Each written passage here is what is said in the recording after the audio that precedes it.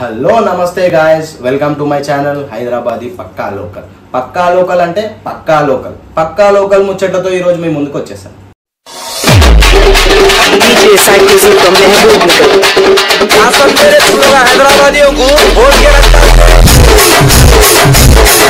మనం ఇంటర్వ్యూ తీసుకోబోతున్న వ్యక్తి ఒక వ్యక్తి కాదు, శక్తి అంటున్నారు బాలాజీ నగర్ వాస్తవ్యం. అతని పేరు చిన్న నుంచి పెద్ద వాళ్ళ వరకు అందరికీ తెలుసు. ఆయన ఎవరో కాదు, మన బోనం శ్రీకాంత్ గారు.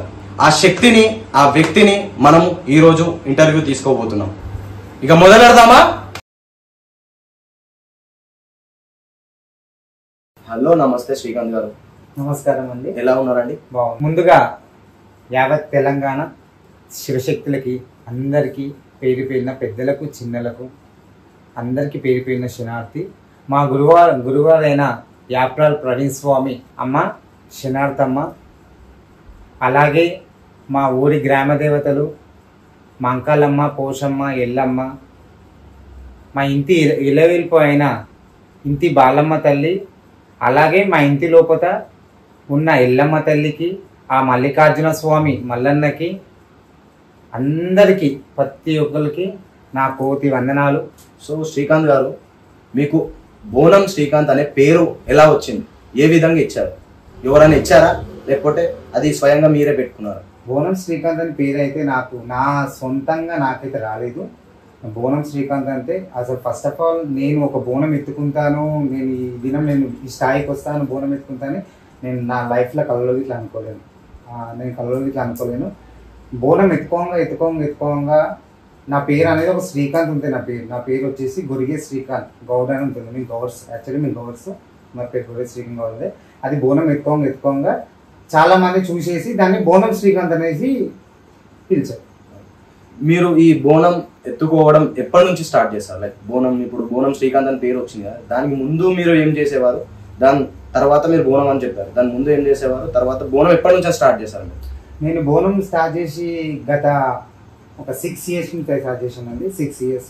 నేను స్టార్టింగ్ నాకు దేవుడు రాబట్టి ఇట్లా ఒక 8 years నుంచి 9 years నాకు దేవుడు రాబట్టి. అంటే నాకు దేవుడు అనేది ఒక 12 years 12 or 13 years నాకు దేవుడు అనేది కొంచెం పైన ఉండే, నీడ ఉండే. అంతే. ఎట్లా అంటే మా డాడీ వాళ్ళ నానమ్మకి ముత్యాలమ్మ వస్తుంది. మా డాడీ వాళ్ళ నానమ్మ ముత్యాలమ్మ వస్తుంది. ఆమె అమ్మవారు అనేది మా డాడీ మీద కొంచెం రూపం ఉంది. కానీ అదేంటి మాకు తెలియలేదు. మేము చాలా కష్టాలు అనుభవించాము. మస్తు తిననీకి మాకు తిండి లేకుండే, చాలా బాధలు అనుభవించాము. అట్లా నాకు ఎప్పుడైతే మా డాడీ ఎక్స్పెక్ట్ అయ్యిందో, మా డాడీ చనిపోయింది ఇట్లా 2020 చనిపోయింది. 2020 మా డాడీ చనిపోయిండు. మా డాడీ చనిపోకముందు నాకు దేవుడు అనేది మీ నీడ నా మీద ఉంది, అది మా డాడీకి తెలుసు. కానీ మా డాడీ చనిపోయిన తర్వాత నాకు దేవుడు పూర్తిగా అనేది వచ్చింది. పూర్తిగా రావడం అంటున్నారు కదా, దానికి నియమాలు ఏంది? మీకు ఎవరైనా గురువు ఉన్నారా? ఈ బోనం చేయడానికి ఏదైనా ముందు ఏమైనా ప్రొసీజర్ ఏమైనా ఉంటుందా, లేకపోతే మీకు గురువు ఉన్నారా? గురువు అంటే అండి, ఇప్పుడు నేను సామాన్యంగా దేవుడు అంటే చాలా మందికి దేవుడు ఎవరికైనా మెచ్చి వస్తారు, ఎవరి ఇంటికైనా మెచ్చి వస్తుంది. తరతరాల నుంచి ఇంటికి ఒక తరతరాల శివశక్తి ఉంటేనే వస్తుంది తప్ప సామాన్యంగా ఎవరికి రాదు. దేవుడు రావడం అంటే ఇట్లా ఒక కళ. అలాగే మా ఇంటి నుంచి ఇట్లా ఉంది కాబట్టి నా మీదే ఎఫెక్ట్ పడ్డది. ఇంకోటి ఏంటంటే నేను చాలా మంది దగ్గర తిరిగాను. నేను ఎక్కడెక్కడో చాలా మంది దగ్గర తిరిగాను బిజినెస్ కోసం అని. నేను ఈవెంట్స్ చేస్తుంటాను. నేను ఖాళీగా అంటూ చిన్న ఉన్నప్పుడు చాలా కష్టాలు పడ్డాను. నేను చదువుకునేది 10th మాత్రమే. ఇంటర్కి చేశాను కానీ ఇంటర్ డిస్కనెక్ట్ అయిపోయింది. నేను 10th వరకే చదువుకున్నాను. చాలా తిరిగాను, మస్తు చేశాను. చాలా కష్టపడ్డాను. నేను కొంచెం నా ఇంటి కోసము దానికోసం అని చెప్పేసి చాలా మంది శివశక్తుల దగ్గరికి వెళ్ళాను. కానీ ఎక్కడ పోయినా కానీ నేను పద్ధతి మాత్రం యాప్రాల్ ప్రవీణ్ స్వామి చౌదరి. అంటే మా గురువుగారు. అట్లా నేను ఆ గురువుగారి దగ్గరికి ఎట్లా వెళ్ళానంటే ఇట్లా నేను ఒక మల్లాపూర్లో పండగకనే వెళ్ళాను. అక్కడ ఆ వ్యక్తి అనేది నాకు పరిచయం అయింది. మా గురువు అనేది పరిచయం అయింది. అంటే ఇట్లా పరిస్థితి ఇట్లుంది గురువు, ఇట్లా పరిస్థితి అంటే ఇది ఉన్నా నేను ఉన్నా కదా. నా పేరు యాప్రాల్ ప్రవీణ్, మా గుడి ఈయనే ఉంటుంది, యాప్రాల్ ఉంటుంది. మా గుడి దగ్గరికి రా, నీకేముందో నేను చూస్తా అని చెప్పి చాలా మంచిగా నన్ను మాట్లాడిండు. ఆయన చెప్పినందుకు ఇంకోటి నన్ను ఎంకరేజ్ చేసి తీసుకొచ్చిందంటే గాయత్రి. గాయత్రి అంటే మా గురుబాయ్ నన్ను ఎంకరేజ్ తీసుకొచ్చింది గురువు. ఈ రోజు నేను ఈ స్థానంలో ఉన్నానంటే, ఈ రోజు నేను ఈ బోనం ఎత్తుకొని ఈ స్థానంలో ఉన్నానంటే దానికి గుర్తింపు వచ్చేసి గాయత్రి. దాని గురించి తెలిసి గాయత్రి. ఆమె యాత్రలు ఉంటుంది. ఆమె వల్లే నేను ఇక్కడ యాత్రలు మా ప్రవీణ్ స్వామి దగ్గరికి నేను వచ్చాను. ఇంకోటి అక్కడికి వచ్చినాక నేను ఒక 5 వారాల దాకా నేను తిరిగాను. 5 వారాల దాకా తిరిగినాక ఇట్లా సంగతి నీ మీద దేవుడు ఉంది అని చెప్పేసి అమ్మ అనేది చెప్పింది. దేవుడు అంటే నాకు చిన్న ఉన్నప్పటి నుంచి దేవుడు నీళ్ళు కనిపిస్తున్నాయి, నాకు వైబ్రేషన్ అనేది అవుతున్నాయి, అన్నీ అవుతున్నాయి. కానీ బయటకు అనేది నాకు తెలియదు. నాకు ఏంటంటే ఎక్కడ పోవాలి ఏంటంటే నాకు ఏం తెలియదు. నేను దిక్కులేని పరిస్థితిలో ఉన్నా. అలాంటిది దేవుని లాగా దిక్కన్నట్టు గాయత్రి అక్క తీసుకెళ్ళినాక ఆ గుడిని చూసిన తర్వాత మా గురువుగారు అని ఏం చెప్పారంటే, మా డాడీ ఫోటో, మీ డాడీ ఎవరంటే మా డాడీ ఫోటో నేను చూపించాను. మా డాడీ ఫోటో చూపిస్తే, అయ్యో మీ డాడీ నాకు తెలుసు, ఈ చాలా మంది ఈ గుడికి మీ డాడీ తీసుకొచ్చిండు, చాలా మందిని తీసుకొచ్చి పీఠకాలు చాలా మంది తీసుకొచ్చింది అంటే, అవునా మా డాడీ ఈ గుడికి వచ్చింది కాబట్టి ఇక మా డాడీ ఆశిష్యుడికి ఉన్నాయేమో, అందుకే నేను ఈ గుడికి వచ్చిందేమో అని చెప్పేసి ఆ ప్రవీణ్ గారైన గుడికి నేను శిష్యున్నాను. గురువు అన్నారు కదా శ్రీకాంత్ గారు, అసలు గురువు అంటే ఏంది? గురువు చేసుకోవడం అంటే ఏంది? గురువు చేసుకోవడం అంటే ఇప్పుడు మనము ఒక పీఠకాడికి మనం వెళ్తాం. ఇప్పుడు మీ ఇంతకుముందు నేను చెప్పాను, నేను ఎక్కడెక్కడో చేసిన కానీ ఒక దగ్గరికి వచ్చిన అంటే ఒక చెట్టు నీడకి నేను వచ్చిన. ఒక చెట్టు నీడకి వచ్చినాక గాలి ఆ శ్వాస అనేది నాకు తెలిసింది. ఓకేనా. నాకు మా గురువు దగ్గరికి వచ్చిన తర్వాత మా గురువు అని చెప్పిండు, నాకు నీకు వీళ్ళ నుంచి కట్లు ఉన్నాయని చెప్పాను. కట్లు అంటే ఏంటి అని చెప్పి నేను ఆలోచించాను కొంచెం. మా అమ్మకి ఇట్లా ఆలోచించి కట్లు అంటే మా కోళ్ళు అంటే, లేదు మీకు కట్లు ఉన్నాయి, అది బయట వేసిరా ఇంట్లో వేసిందా అని తర్వాత విషయం అది, కానీ కట్లు అవుతున్నాయి. సరే అమ్మ కట్లు ఉన్నాయంటే ఎన్నిసార్లు తీసుకోవాలి అంటే 3 సార్లు కట్లు తీసుకోవాలి, కట్లు తీసుకుంటే అమ్మవారు వస్తుంది, నేను తెప్పిస్తా, నీకు నేను ఉంటా, మీ ఇంటికి నేను నిలబడతా అని చెప్పి నాకు హామీ ఇస్తే సరే అని ఆ విధంగా నేను కట్లు తీపించుకున్నా. కట్లు తీపించిన తర్వాత ఒక 6 మంత్స్ అనుకోండి, 6 మంత్స్ తర్వాత నేను గురువుని చేసుకున్నాను. గురువుని చేసుకోవడం అంటే ఇప్పుడు ఒక కళ్యాణం అనే చేసుకోవాలి, ఇంట్లో పోతే కళ్యాణం చేసుకొని జోడు బోనాలు అమ్మవారికి తీసి అట్లా మనం ఆ గురువుని చేసుకొని గురువుకి నేను బియ్యం పోస్తా, గురువు నాకు బియ్యం పోస్తుంది, అట్లా వేసుకొని మా పద్ధతిలో గురువు అన్నట్టు మా బండారి కులంలో తలబండారి వేసి చేతికి ఒక బేరి ఉంటుంది. ఆ చేతికి ఒక బేరి వేసిన తర్వాత ఒక లింగంకాయ అని మాకు కడతారు. ఆ లింగంకాయ కట్టిన తర్వాత పలానా మా గురువు అని చెప్పేసి మేము ఆ గురువుని చేసుకుంటాం. అట్లా నేను ఇట్లా గురువుని చేసుకున్నాను. అది ఎక్కడ చేసుకున్నాను అంటే యాపల్ ప్రవీణ్ స్వామి మా గురువారైన టెంపుల్, ఆ టెంపుల్ కానీ నేను పటం వేసుకొని నేను గురువుని చేసుకున్నాను. ఇప్పుడు కట్లు అంటున్నారు కదా, కట్లు అంటే ఏంటిది అసలు? అమ్మవారు అంటే కొంతమందికి ఇంట్లోకైనా బయట వాళ్ళకైనా కొంచెం నచ్చదు, కొంతమందికి నచ్చని పగలు ఉంటాయి కదా, కొంత నచ్చని వాళ్ళకి ఏంటంటే వీధి ఎదగొద్దు, వీధి ఉండొద్దు, ఇట్లనే ఉండాలని చెప్పేసి కొంతమంది తెలియకుండే కట్లనే చేసింది. అది మాకు తెలియక మేము చాలా ఏమంటారు తిననీకే తిండి లేదని చెప్పి ఇంతకుముందు చెప్పాను కదా, అట్లా మేము చాలా అనుభవించాము. ఒకప్పుడు మేము చెప్పాలనుకుంటే నూకలు అన్నం గిట్లా తిన్నాం, జావ గిట్లా తాగినాం, అలాంటి పరిస్థితి గిట్లా ఫేస్ చేసినాం మేము.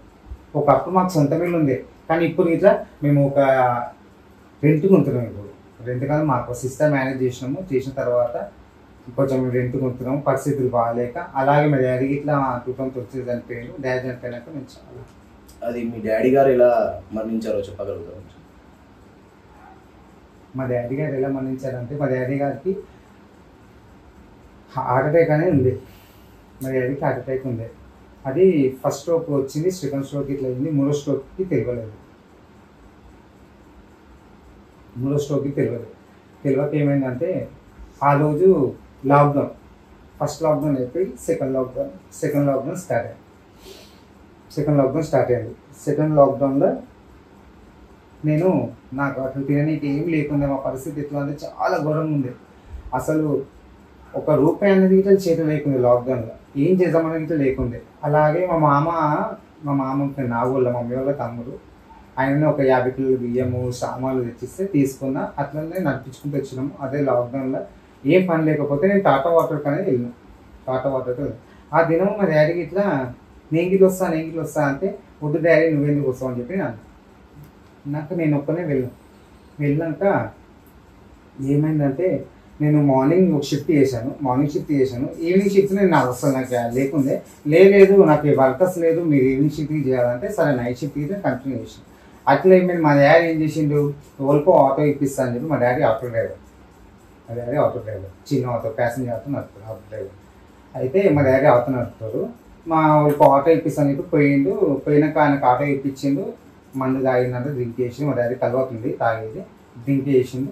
ఫస్ట్ టైం మా డాడీ ఎప్పుడు కళ్ళు తాగరు, మేము గౌడ్స్, మేము కళ్ళు తాగరు మా డాడీ ఫస్ట్ టైం. ఆ రోజు కళ్ళు తాగిండు, అది ఇలా కళ్ళులా కలితయిందిరా మందులో కలితయిందో నాకు తెలియదు.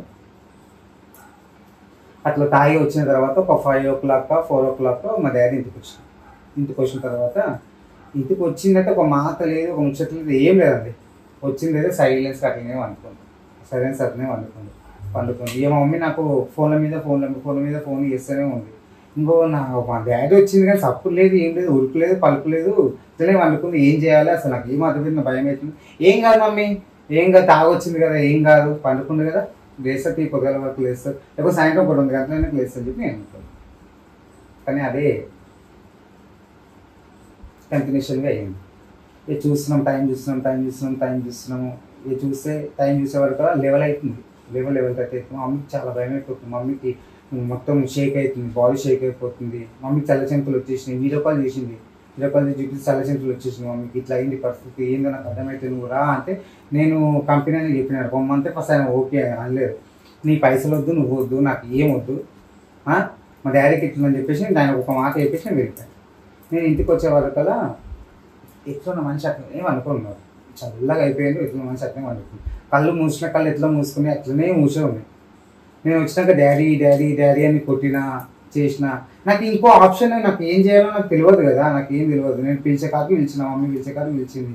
అప్పటికైతే కొంచెం శ్వాస ఆడుతున్నట్టు నాకు అనిపించింది, కానీ అదే లాస్ట్ అనుకుంటా శ్వాస అనిపించింది. నేను డాడీ అని అస్సలు పిలిచాను, కానీ డాడీ అనేది పలకలేదు. అట్లా ఇక అది లాక్డౌన్ మూమెంట్ కదా, నేను లాక్డౌన్ మూమెంట్లో హాస్పిటల్ తీసుకెళ్దామని ఎన్నో దగ్గర తిరిగినా, బండ్ల కోసం తిరిగిన, ఒక్క బండికి నాకు దొరకలేదు, ప్రతి దగ్గర తిరిగిన. ఇంకొకటి ఏం తెలుసా, నా ఎదురుగానే కాదు, తెలిసిన వాళ్ళు ఎదురుగానే కాదు, కానీ ఆలోచన నాకు రాలేదు, ఎదురుగానే కాదు. మీరు శివశక్తి అంటున్నారు కదా, మీ శివశక్తి గ్రూప్లో ఎవరు సపోర్ట్ చేయలేదా ఆ టైంలో? శివశక్తి గ్రూప్లో సపోర్ట్ చేయలేదా అంటే అండి, అప్పుడు నేను కొత్త, అప్పుడు నాకు శివశక్తి అంటే ఏంటి, వీళ్ళంటే ఏంటి అని అయితే నాకేం తెలియదు. నేను అప్పటికి కొత్తగా వచ్చి మూమెంట్ నేను ఇట్లా బందార్కుల్లో దిగుతున్న మూమెంట్లోనే మా డాడీ అనేది ఎక్స్పైర్ అయ్యాను. అతను ఎంత తిరిగిన ఆ బండ్ల కోసం చేసిన లాస్ట్ ఒక బండి యాక్టివేట్ అయితే సరే అని తీసుకొని మీనాక్షి తీసుకపోతే, మీనాక్షి పల్స్ చూసేసి ఇక్కడ పట్టుకొని అంటే మళ్ళీ తులసికి తీసుకుపోతే లేదు ఆల్రెడీ పల్స్ పడిపోయినాయి, లేదు ఇక్కడ లేరు అని అన్నట్లు తీసుకొచ్చి. మీ ఫ్యామిలీ మెంబర్స్ గురించి చెప్తారా? మీరు ఎంతమంది అన్నదమ్ములు అక్క చెల్లెలు? మా ఫ్యామిలీ మెంబర్స్ వచ్చేసి మేము ఒక సిస్టర్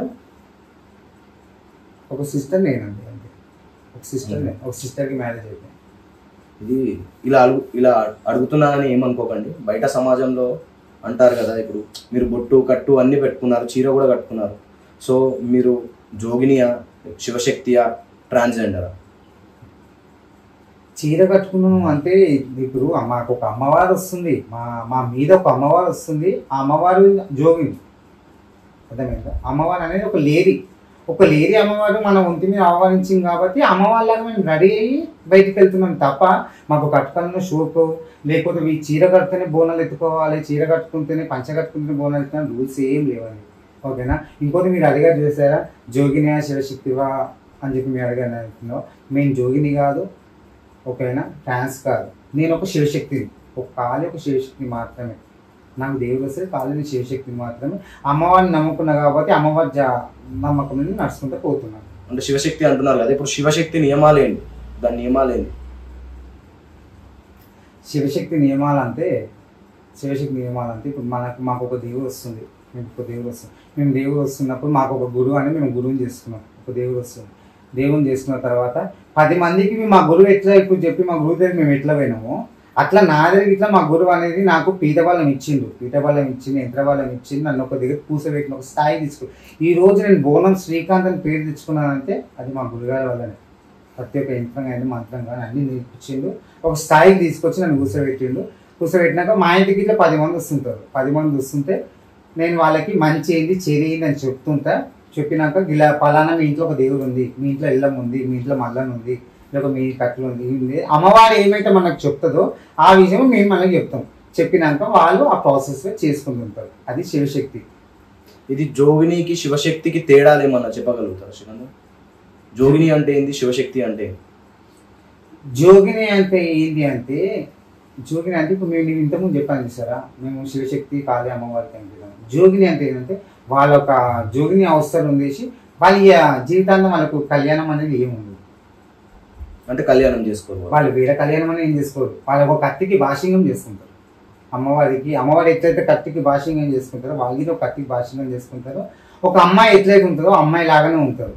ఒక సాక్షాత్తు తనని చూసి జోగిని చూసి సాక్షాత్ చూసి ఒక అమ్మవారిని చూసిన రూపం కనబడుతుంది. సాక్షాత్ అమ్మవారిని చూసిన రూపం కనబడుతుంది, అదే జోగిని. ఆమె మళ్ళీ వేరే దేశం ఎక్కడ ఉన్నది, వాళ్ళు ఎప్పుడు అమ్మవారి జాసలనే ఉంటారు, అమ్మవారి లాగానే ఉంటారు, అమ్మవారి లాగా రెడీ అవుతారు. అది జోగిని. మరి రంగం ఎక్కుడు అనే కార్యక్రమం ఉంది సికింద్రాబాద్ అయినా కానీ మన బాలాజీ నగర్లో. ఆ రంగం ఎక్కుడు అంటే ఏంటిది అసలు? రంగం అంటే ఏంటిది? రంగం అంటే ఏంటంటే మీరు అడిగారు, చాలా మంచి క్వశ్చన్ అడిగారు. ఇది చాలా మంది అడగరు, ఇది చాలా మంచి క్వశ్చన్ అడిగారు. రంగం అంటే ఏంటంటే, రంగము అమ్మవారికి మనం ఆషాఢ మాసం వచ్చిందనగానే మనం బోనాలు చేస్తుంటాం. ఆషాఢ ఇంటింటికి పచ్చ కుండలో బోనం చేసి నైవేద్యము. బోనం అంటే ఏంటి? ఫస్ట్ ఆఫ్ ఆల్ మనం బోనంలో బోనంలో నైవేద్యము, ఆకుకూర, పల్చి పులుచు, ఇలాగే బెల్లం శాఖ, ఇవన్నీ వేసి మనం అమ్మవారికి బోనం చేస్తాం. ఎందుకోసం బోనం చేస్తాము? మా ఊరు పంట పిల్ల చెల్ల అందరూ సుఖశాంతులతో ఉండాలని చెప్పి మనం బోనం చేసుకుంటాం. దేనికోసం చేసుకుంటాం బోనం అంటే, ఇప్పుడు అమ్మవారు ఎప్పుడు రాదు, మళ్ళీ అమ్మవారు ఎప్పుడు వస్తుంది? ఆషాఢ మాసం ఒక్కరోజు వస్తుంది అమ్మవారు. ఆషాఢ మాసంలోనే అమ్మవారు వస్తుంది, అవునా కాదు? ఆషాఢ మాసం. ఇంకోటి ఏంటంటే చిన్నపిల్లలకి తల్ల అవుతుంది చూసారా, చిన్నపిల్లలకి తల్ల అవుతుంది చూసారా, అది ఇట్లా ఆషాఢ మాసం ముందే వస్తుంటుంది.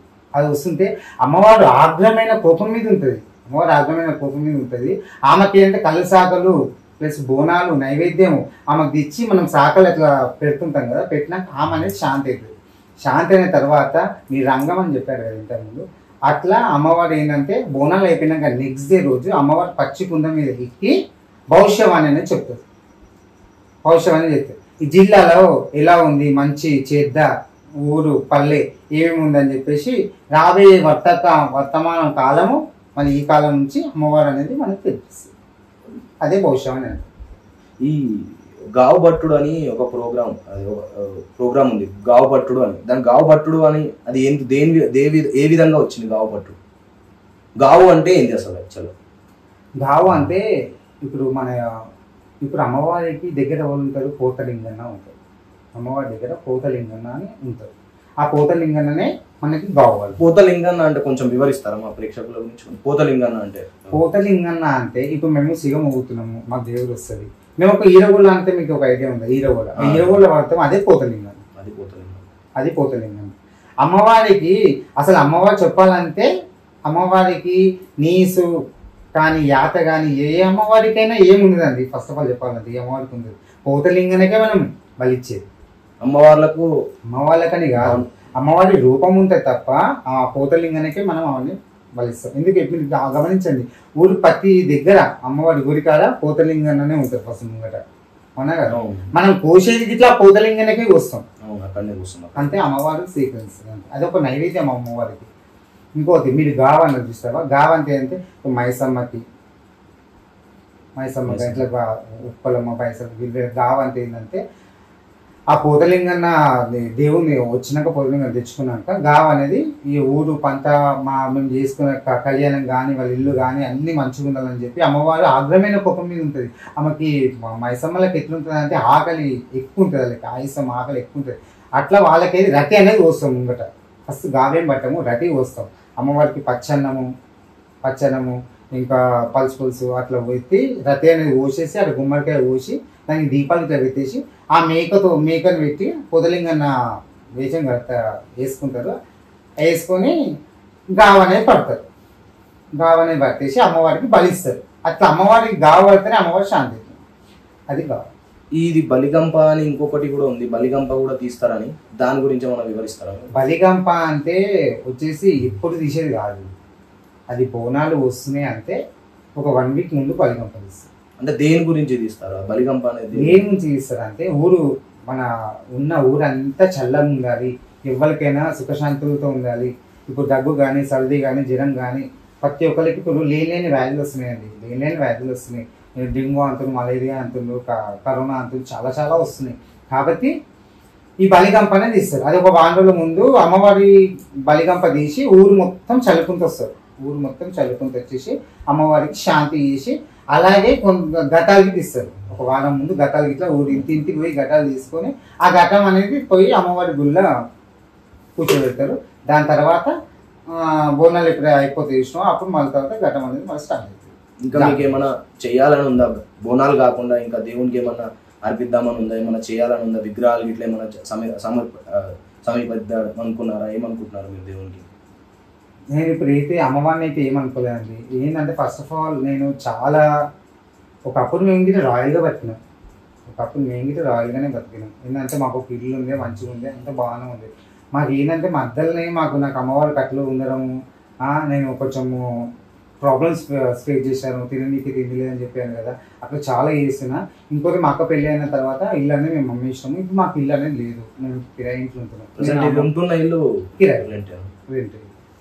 సొంత ఇల్లు అనేది ఏం లేదు. అమ్మవారి దయ వల్ల డబుల్ బెడ్రూమ్కి అయితే అప్లై చేసామండి. మళ్ళీ అది వస్తే అమ్మవారి దయ. శ్రీకాంత్ గారు, మీరు ఇందాకే చెప్పారు పీట కూర్చుంటారు. పీట కూర్చుంటే మీరు పండుగలకి ఇట్లా చేస్తారా? అవునండి, నేను పీట కూర్చుంటాను. పీట కూర్చొని అమ్మవారి పీట కూర్చొని భవిష్యం అనేది చెప్తాను. అంటే ఏంటంటే అమ్మవారు నా దగ్గరికి ఒక 20 to 30 మెంబర్స్ దాకా వస్తారు పీటకి. నేను కూర్చునేది గిట్లా మంగళవారం బేస్తవారం రోజు నేను కూర్చుంటాను. అది గిట్లా 4 o'clock ఈవినింగ్ 4 o'clock నేను కూర్చుంటాను. పీట కూర్చున్న తర్వాత వచ్చినాక అమ్మవారి ఆమె పలుకులలో ఏమైతే చెప్తుందో, ఇక మీ ఇంట్లో అమ్మవారు ఉంది, మీ ఇంట్లో ఎల్లం ఉంది, మీ ఇంట్లో బాలం ఉంది, మీ ఇంట్లో కోశం ఉంది, మల్లం ఉంది అని అమ్మవారు అయితే ఆమె చెప్తుందో ఆ విధంగా మేము అనేది వాళ్ళకి చేపిస్తుంటాం. వాళ్ళకి హెల్త్ బాగాలేకున్నా, లేకపోతే జ్వరాలు వచ్చినా, వాళ్ళకి ఏది ఉన్నా కానీ ప్రతి ఒక్క దానికి మేము వాళ్ళని రిసీవ్ చేసుకుంటాం. అంటే మీరు పండుగలు చేస్తారా? మీరు ఎక్కడికైనా వెళ్ళి పండుగలు చేస్తారా? మేము ఎక్కడికైనా వెళ్తామండి. ఓల్డ్ సిటీ, ఓల్డ్ హైదరాబాద్, తెలంగాణలో మేము ఎక్కడైనా వెళ్తాను. రీసెంట్గా నేను విజయవాడకి అయితే వెళ్ళేసి వచ్చాను. విజయవాడకి వెళ్ళేసి శ్యామలమ్మ అని పెద్దది జోగిని శ్యామల, చాలా పెద్దది. తనతో మీద నేను బోనం ఎత్తుకున్నాను. చాలా హ్యాపీనెస్ అనిపించింది. నేను అసలు శ్యామల గారితో బోనం ఎత్తుకుంటానని చెప్పి నా లైఫ్లో నేను అనుకోలేను. అలాగే నేను శ్యామల గారితో బోనం పెట్టుకొని అమ్మవారి విజయవాడ కనకదుర్గమ్మని దర్శించుకున్నాను. నేను ఎక్కడెక్కడికో చాలా స్టేజ్కి అనేది ఇట్లా వెళ్ళాను. మొన్నదే మన ఒడిస్సాకి ఇట్లా వేసి ఒక ప్రోగ్రామ్ ఉన్నది. అది ఏంటంటే పండుగ కాదు, ఒక ప్రోగ్రామ్. ఆ ప్రోగ్రాంలో ఇట్లా నేను పోయి పార్టిసిపేట్ చేసినాను. చాలా ఎక్కడెక్కడ ఊళ్ళలోకి ఇట్లా పోయి చేస్తాను. శ్రీకాంత్ గారు, మీ అలంకరణ చూసాను, చాలా అద్భుతంగా ఉంది. ఇది ఎక్కడి నుంచి తీసుకున్నారు? ఈ అలంకరణ ఎక్కడి నుంచి నేర్చుకున్నారా? ఎవరి దగ్గర చూసారా? ఈ అలంకరణ అనేది ఎక్కడి నుంచి తీసుకోమండి. వీళ్ళు తెచ్చుకొని కొనుక్కునేది కాదు. ఓకేనా, కొనుక్కునేది మన సొంతంగా మన ఆలోచన బట్టి నాకు ఇలా రెడీ కావాలనిపించింది, నేను రెడీ చేయాలి అంతే. నాకు ఏంటంటే చాలా మంది చీరలు కట్టుకుంటారు, పంచలు కట్టుకుంటారు. నాకెందుకు ఇలా కట్టుకోవాలనిపిస్తుంది. కొంతమంది ఓన్లీ చీరల మీద ఉంటారు, కొంతమంది ఓన్లీ దోతిల మీద ఉంటారు. నేను ఏంటంటే ఈ చీరనే ముంగట చింగులు పోసుకుంటాను. ఎంత చూసాను చీర టైప్ ఉంటుంది, ముంగట చూస్తే చింగులు టైప్ ఉంటుంది. అట్లా నాకు నచ్చింది కాబట్టి నేను అట్లా రెడీ అవుతాను అంతే. దీనికి స్పెషల్ గా ఇలా ఉండాలి అలా ఉండాలని ఏం లేదండి.